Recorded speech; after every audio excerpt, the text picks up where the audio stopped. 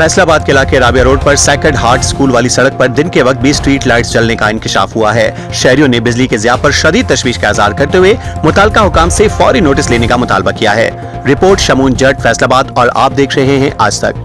आप देख रहे हैं आज तक न्यूज, खबर सच के साथ।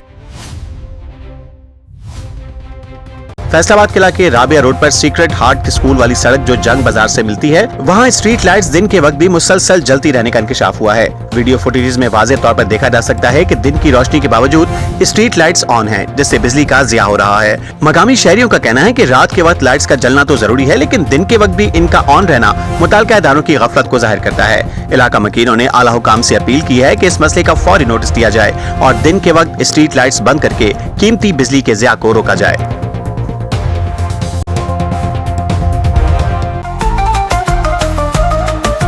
आज तक न्यूज, खबर सच के साथ।